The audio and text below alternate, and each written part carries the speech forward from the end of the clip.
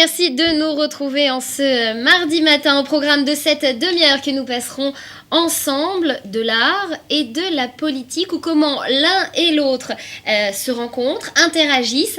Nous en parlerons avec le professeur d'art Hanan Kaminski qui est avec nous sur ce plateau, et une exposition également au Centre Pérez pour la paix sur laquelle nous reviendrons. En dernière partie d'émission, on parlera de culture avec Johanna Seba qui viendra nous donner les bons plans sortis de cette semaine et de la semaine prochaine également. Avant toute chose, place à l'actu avec Elsa Mimoun. Elsa, bonjour. Bonjour Nathalie. Merci de nous rejoindre ce matin. Alors on parle de l'Iran, ou plutôt on reparle finalement de ce fameux singe que Téhéran avait prétendument envoyé dans l'espace. Qu'en est-il ? Victoria Nuland, la porte-parole du gouvernement américain, a fait connaître ses doutes quant à la véracité des propos de l'Iran d'avoir envoyé un singe dans l'espace. En effet, 2 photos prises au départ et au retour de l'animal semblent différentes. En jeu, les capacités d'évaluation balistique du régime des Mollahs. En interview à la télévision libanaise affiliée au Hezbollah, Al-Manar est seulement à quelques heures de sa visite au Caire. Mahmoud Ahmadinejad, le président iranien, a déclaré qu'il espérait prier à Jérusalem après sa libération. Gaza est mon dernier arrêt avant Jérusalem. Si on me le permet, je me rendrai à Gaza. C'est ce qu'a déclaré le chef de la République islamique. Interrogé sur la position de l'Égypte concernant les Palestiniens, Ahmadinejad a déclaré: si nous nous mettons d'accord pour libérer la Palestine, ça se concrétisera sans aucun doute. Brouillé depuis près de 35 ans, quand le président égyptien Anwar el-Sadat avait offert l'asile à l'ex-Shah d'Iran, les deux pays n'ont pas encore vraiment réussi à dépasser leurs divergences. Mais aujourd'hui, Ahmadinejad, en quête d'allié, courtise le Caire. Alors, vous l'avez dit justement, Ahmadinejad se rend au Caire, le Caire qui est dans une situation particulièrement délicate. Aujourd'hui, un moment particulièrement mal choisi. En effet, le ministre égyptien de la Culture Mohamed Saber Arab a présenté sa démission du gouvernement pour protester contre des brutalités policières envers les manifestants. C'est ce qu'ont rapporté des médias officiels. Un quotidien local a précisé que le ministre entendait protester après les images montrant un manifestant battu par la police devant le palais présidentiel au Caire et qui avait provoqué une vague de manifestations. À propos de la Syrie, la balle est dans le camp du régime syrien. Le chef de l'opposition, Moaz al-Khatib, s'est déclaré prêt à dialoguer avec le vice-président syrien Farouk al-Shara, ajoutant que la balle était dans le camp du régime syrien. Interrogé par la chaîne de télévision Al Arabiya, il a ajouté avoir discuté avec le ministre iranien des Affaires étrangères, Ali Akbar Salehi, de la nécessité d'éviter que la guerre civile en Syrie ne tourne au conflit entre chiites et sunnites, susceptible de s'étendre à toute la région. On passe à présent en Israël. Les choses se compliquent pour Benjamin Netanyahou. Naftali Bennett a confirmé son alliance avec Yair Lapid. Benjamin Netanyahou, lui, qui choisit de durcir le ton. En effet, Naftali Bennett tient bon. Le chef du parti Abaït Ayoudi a déclaré au sujet des tractations actuellement en cours pour former la prochaine coalition qu'il comptait préserver son alliance avec Yair Lapid, malgré les tentatives de Netanyahou pour conclure un accord. Au même moment, des membres du bureau du Premier ministre se disent soucieux par l'attitude de Yair Lapid à la tête du parti Yesh Atid, qui ne fait preuve d'aucune flexibilité pour s'adapter aux exigences des pourparlers. Et contre toute attente, Benyamin Netanyahou s'est également entretenu par téléphone avec la chef du parti travailliste, Shelly Yachimovitch. Le Premier ministre lui aurait demandé de revoir sa position quant à sa potentielle participation dans la prochaine coalition. Les deux responsables doivent se rencontrer aujourd'hui, mais selon toute vraisemblance, Shelly Yachimovitch resterait sur ses positions malgré la pression qui s'intensifie dans ses rangs. Et puis dans le reste de l'actu, les islamistes qui continuent d'inquiéter au Mali. Les forces françaises et tchadiennes poursuivent la traque des islamistes armés dans le nord-est du Mali. Après la reprise des villes de Gao, Tombouctou et Kidal, les islamistes armés se sont repliés dans le nord où ils détiennent apparemment 7 otages français. À Paris, le président François Hollande recevait hier le vice-président américain Joe Biden. Les deux hommes se sont mis d'accord pour que la force africaine en cours de déploiement au Mali soit aussi rapide que possible et placée sous l'autorité de l'ONU dans le cadre d'une opération de maintien de la paix.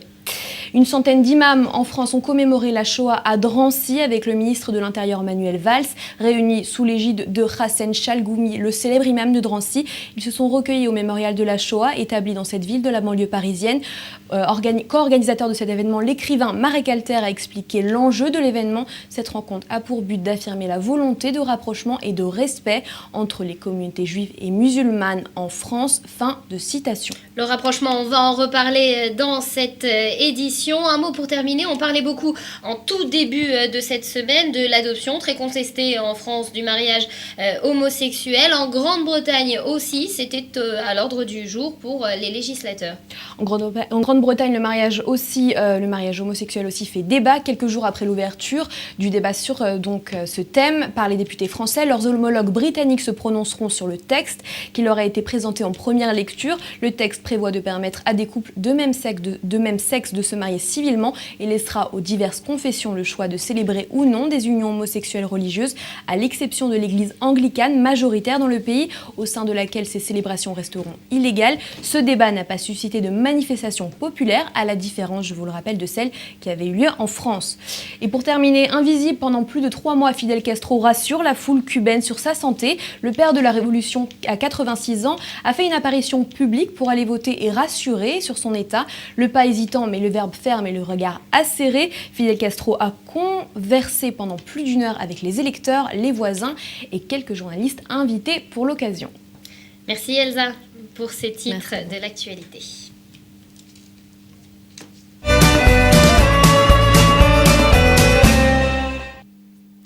Alors à l'heure où les négociations israélo-palestiniennes sont dans l'impasse et sont loin de faire la une des médias, eh bien une exposition mettant en avant côte à côte des Israéliens, des Palestiniens, un message politique ou volonté de transcender les clivages. On en parle avec vous, Hanan Kaminski, bonjour. Bonjour. Merci de nous avoir rejoints ce matin. Avant toute chose, je vous propose de voir un reportage qui va sûrement faire écho à votre après-midi d'hier, mais on en reparlera après. Reportage justement sur cette exposition qui se tient toute la semaine au centre Pérez pour la paix à Tel Aviv. Des photographies de Téhéran, Tel Aviv, Gaza ou Oman, toutes réalisées par des femmes. Reportage de Fleur Citruc.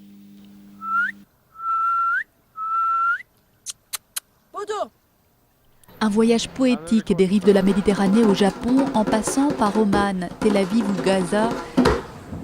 À l'origine, les organisateurs avaient souhaité faire une exposition conjointe Israël-Iran, mais devant les difficultés politiques soulevées, c'est sous couvert d'une exposition internationale que les photographies de Tel Aviv côtoient celles de Téhéran. Si on demandait aux artistes, ça ne serait pas compliqué, mais ce sont les circonstances qui le font que c'est compliqué. Les artistes iraniens ont souhaité créer un projet avec des Israéliens, mais ils avaient peur du régime, de là où ils vivent, ils avaient peur d'être exposés, de faire prendre des risques à leur famille en Iran par le fait qu'ils sont exposés. Les photographies révèlent le regard de ces femmes venues d'horizons différents sur leur environnement. L'artiste de Gaza, qui s'appelle Eman Mohamed. Eman elle vient d'accoucher en fait, et jusqu'à récemment, c'était la seule femme photographe reporter dans la bande de Gaza. De photographie de Tom Bockstein. Tom est un jeune artiste israélien qui a étudié à Bezalel. Et dans cette série, elle expose des façades d'immeubles de Tel Aviv.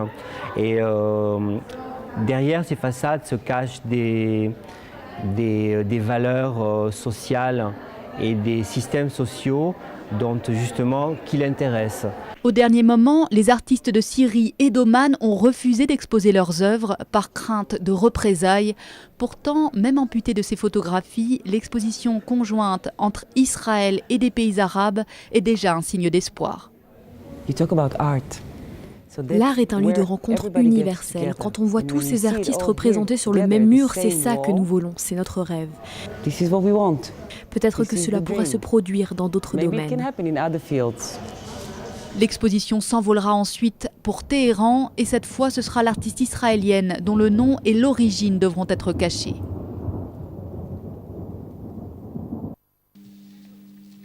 Voilà, retour sur le plateau de la matinale. Alors Hanan Kaminski, vous vous êtes rendu hier après-midi justement à cette exposition. Vous avez vous aussi déambulé entre ces photographies que l'on voyait défiler sur nos écrans. Votre jugement sur ces œuvres ?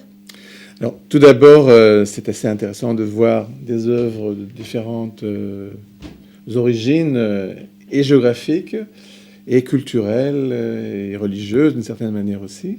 être juxtaposées les unes à côté des autres, en soi, c'est déjà un événement. Et je pense aussi que de mettre en valeur des œuvres de différents artistes où les pays sont en conflit, en soi, c'est déjà un acte artistique et politique. Si on va parler de la politique et de l'art, je suppose. Ce qui était aussi intéressant, c'est que il y a des œuvres qui n'ont pas été exposées à la demande des artistes. Oui, on voyait certains pans entiers complètement vides, notamment de l'artiste syrienne. L'artiste syrienne et d'Oman, ce qui est assez étonnant. Par contre, il y a une artiste iranienne qui a exposé ses œuvres. Et comme ça se passe souvent aujourd'hui, il y a une artiste de l'autorité palestinienne qui a exposé une photo, ce qui prouve qu'il y a un certain dialogue qui se concrétise, au moins au point de vue artistique. Alors ça, c'est sur le thème. Sur les images en elles-mêmes, les photographies elles-mêmes, qu'est-ce que vous en avez pensé ? D'abord, c'est une sorte de... ce qu'on appelle ça l'art contextuel. C'est une sorte de relation entre le réel, ce qui se passe, l'environnement de l'artiste, et sa vue par rapport à ce qui se passe autour de lui. Alors, il y a évidemment différentes approches de l'art contextuel, on peut dire. Il y en a qui sont plus politiques, plus narratives, et aussi, elles sont... Justement, ce message politique, on le sent dans les œuvres ? Pas directement, peut-être plus dans l'œuvre de l'artiste palestinienne, qui montre une échoppe fermée avec des impacts de balles, parce que c'est son environnement, elle, et elle vit l'occupation, ou ce qui était l'occupation, et l'oppression au jour le jour. Donc ce sont des choses qui existent. Par rapport à l'artiste israélien qui montre une architecture et qui plutôt se révolte contre un certain capitalisme, je suppose, ces grands bâtiments qui sont comme des monuments. Donc chacun réagit. Chacun selon ses préoccupations, chacun avec le message qu'il veut, qu'il entend faire passer. Alors, on connaît bien les activités du Centre Pérez pour la paix, on connaît les engagements de son fondateur, l'actuel président de l'État d'Israël, prix Nobel de la paix, notamment pour les rapprochements et les relations interculturelles. Est-ce que vous considérez justement que cette exposition y contribue efficacement ? Tout à fait. D'abord, c'était très courageux.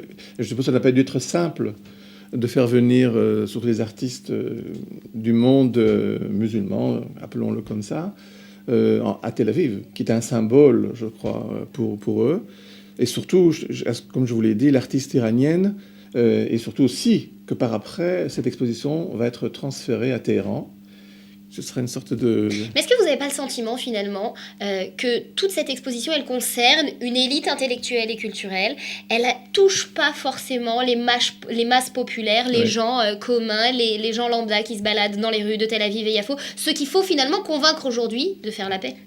Tout à fait. Mais c'est pour ça que je suis là ce matin aussi un petit peu, c'est pour parler de ça. Mais c'est toujours une fenêtre ouverte sur la société. L'art est une avant-garde d'une certaine manière, et que ce soit des élites, c'est vrai que quand on va au musée, quand on voit une galerie, disons que c'est pas l'immensité des masses qui se pressent pour voir ces œuvres-là. Disons qu'aujourd'hui, si on considère l'art comme un mode d'expression populaire, on le trouve plutôt dans les arts de l'écran, le cinéma, peut-être le théâtre, et moins les arts plastiques.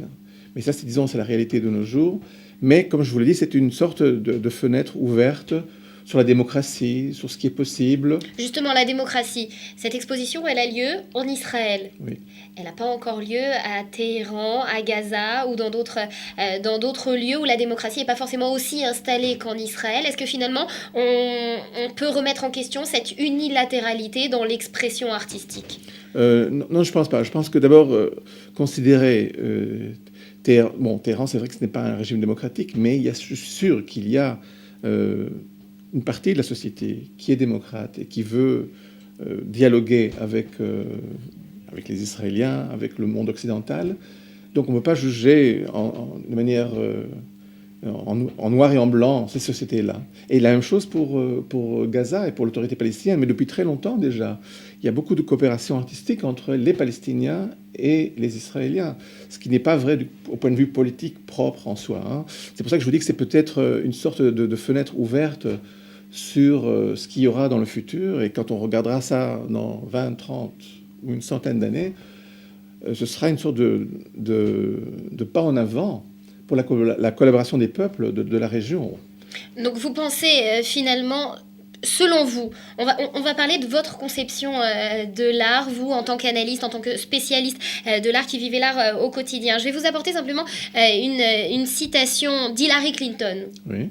Une femme politique, elle a curieusement parlé d'art il y a quelques jours, quelques semaines, en déclarant, je la cite, « L'art est un langage universel dans la recherche d'un terrain d'entente, une marque de notre humanité partagée ». Est-ce que vous êtes d'accord avec les propos d'Hillary Clinton ? Tout à fait. Vous considérez que l'art est plutôt un agitateur de conscience ou est-ce qu'au contraire c'est un langage universel, un objectif consensuel ? Consensuel, c'était un mot un petit peu, c'était exagéré, mais c'est vrai que c'est un langage universel. La preuve, c'est que cette exposition peut être exportée facilement d'un pays à l'autre, d'une culture à l'autre, sans besoin d'explication, comme le cinéma, comme la musique. Je pense que c'est vraiment un langage qui permettra au peuple de Donc cette exposition, on peut l'attendre à Téhéran d'ici peu ? Je pense que oui. Ce sera très intéressant de savoir si le régime de Téhéran va laisser exposer une œuvre d'une Israélienne. Je ne peux pas vous le dire. Hein. C'est vraiment difficile à juger. Par contre, je suis sûr que les Iraniens seraient très curieux de savoir comment réagissent les Israéliens par rapport à leur culture, par rapport à l'environnement dans lequel ils vivent. Et aussi le fait de juxtaposer ces photos de peuples différents qui sont en guerre d'une manière ou d'une autre, je pense que c'est un pas vers la paix, certainement, et au moins vers la compréhension des peuples. Donc selon vous, aujourd'hui, est-ce que finalement les destinées de l'art ont changé ? Est-ce que l'art a aujourd'hui cette dimension de fédérateur, de donner des messages, délivrer des messages politiques ? D'abord, ça a toujours été le cas. Maintenant, il y a des pays, à l'époque, je suppose, il y avait des tensions politiques entre certains pays aussi, et je pense que la communication était moins simple qu'aujourd'hui. Aujourd'hui, on appelle ça le village global, donc on peut voir par Internet, en regardant la télévision, d'un pays à l'autre, il n'y a plus de frontières. Hein. Qui sait comment seront les frontières dans une centaine d'années ? Peut-être qu'il n'y en aura plus. Déjà, et que l'art sera vraiment un porteur de messages avant-gardiste qui dit voilà, il n'y a plus de frontières, les gens, les peuples vivront en harmonie. Il y aura certainement des conflits d'une autre manière, peut-être entre le capitalisme et le travail, enfin je ne sais pas, hein. Je ne suis pas philosophe. En tout cas, des frontières peut-être abolies. Merci Hanan Kaminski d'avoir été avec nous sur ce plateau. Vous restez avec nous, on va continuer à parler d'art un peu autrement. Restez avec nous.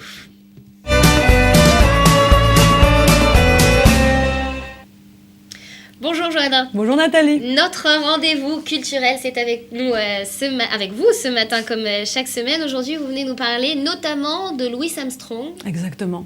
Le jazz à Tel Aviv. Je ne sais pas si vous aimez le jazz. Moi, personnellement, je suis fan. Je suis fan. Très bien. Eh ben, on ira ensemble. Avec la danse orientale, on va se rendre après le festival de la bière. Voilà, exactement. Donc on va avec nos neveux, parce que c'est un spectacle pour les enfants. Louis Armstrong et la trompette magique. Il s'agit de Michael Verkamp, qui est un artiste hollandais, qui est en fait considéré comme le double / sosie. C'est celui qu'on voit sur ces images. Exactement. Et c'est donc le sosie officiel de Louis Armstrong, qui vient avec son spectacle faire découvrir à tous les enfants l'univers, la vie et l'œuvre du grand trompettiste et chanteur Louis Armstrong, qu'on aime, vous et moi. Donc Louis, c'était un charisme, une personnalité, un timbre de voix bien à lui. Et c'était surtout un talent qui vous l'imitez très bien, Johanna. C'est vrai, vous pensez ? La ressemblance est frappante. On connaît aussi donc What a Wonderful World, ces duos inoubliables avec Ella Fitzgerald, que j'aime beaucoup. Donc un spectacle qui nous vient de New York et qui commence à partir de la semaine prochaine pour les enfants, donc pour faire découvrir le jazz et Louis Armstrong aux enfants. Donc la trompette magique et Louis Armstrong. Il y a d'autres festivals de jazz au monde pendant il y a un autre petit événement de jazz au mois de février. C'est un autre artiste hollandais, donc décidément les Hollandais, ils ont la cote en ce moment. C'est Mike Del Ferro qui présente son spectacle Le Jazz rencontre l'opéra. Donc lui reprend des morceaux d'opéra connus et les rend un peu plus jazzy. Pareil, un spectacle qui pourrait nous intéresser. Un mix intéressant à voir donc. Et si votre façon à vous de vous exprimer, c'est pas à travers la musique forcément, mais plutôt à travers la plume, disons, eh bien vous avez aussi de quoi faire à Jérusalem avec cette rencontre des poètes et des écrivains juifs du monde entier. Exactement. Il s'agit de Kisufim. C'est du 5 au 8 février. C'est donc une conférence internationale des poètes et écrivains juifs. C'est à Jérusalem. Et pendant 4 jours, donc, vont se retrouver tous les intellectuels juifs du monde entier, que ce soit écrivains, éditeurs, en passant même par les traducteurs.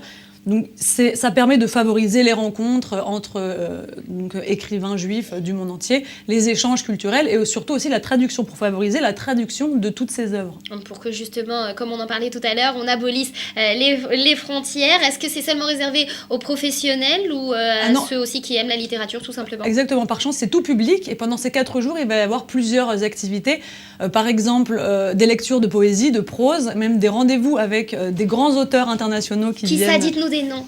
Alors nous avons en français Bernard-Henri Lévy, Marc Weitzman, que j'adore, Toby Nathan, que j'aime beaucoup aussi, et en israélien on a Edgar Keret et Chaim Guri, et plein d'autres évidemment, mais je ne veux pas citer tout le monde. Donc c'est à Jérusalem et ça commence aujourd'hui. Exactement.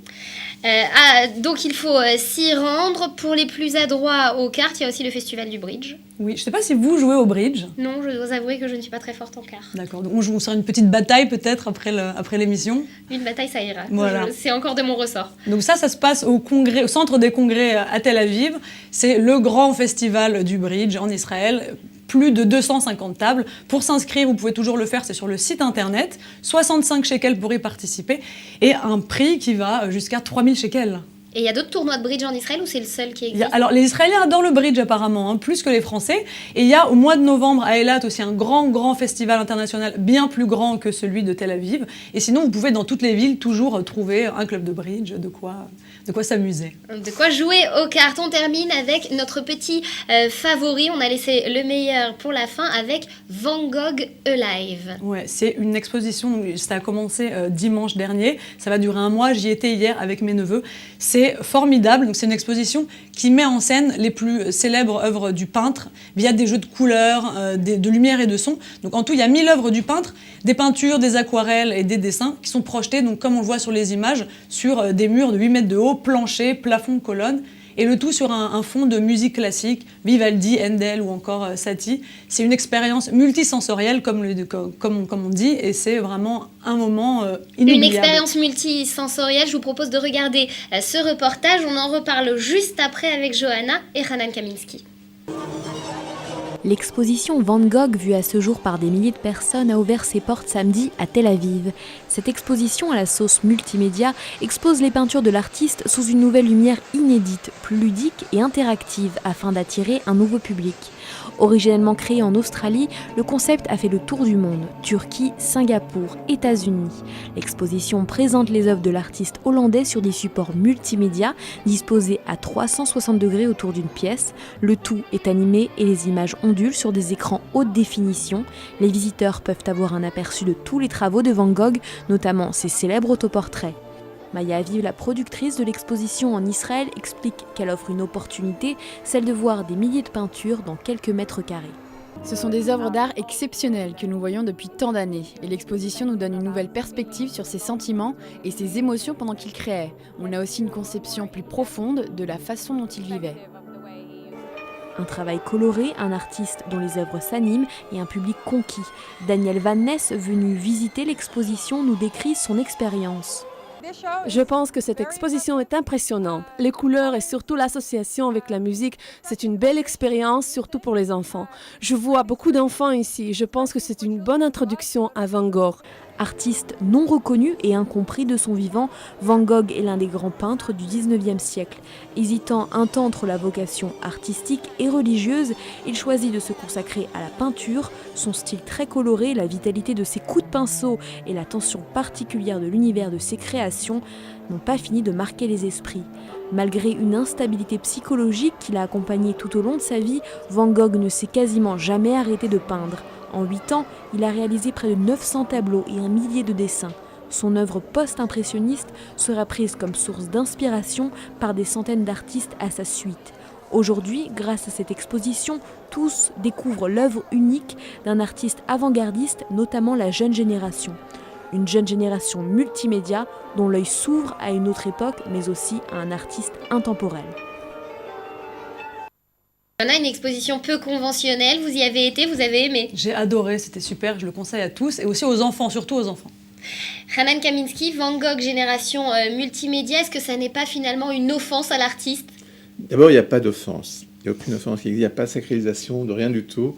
Et ce qui est formidable, c'est qu'il y a énormément de monde qui vient voir ça.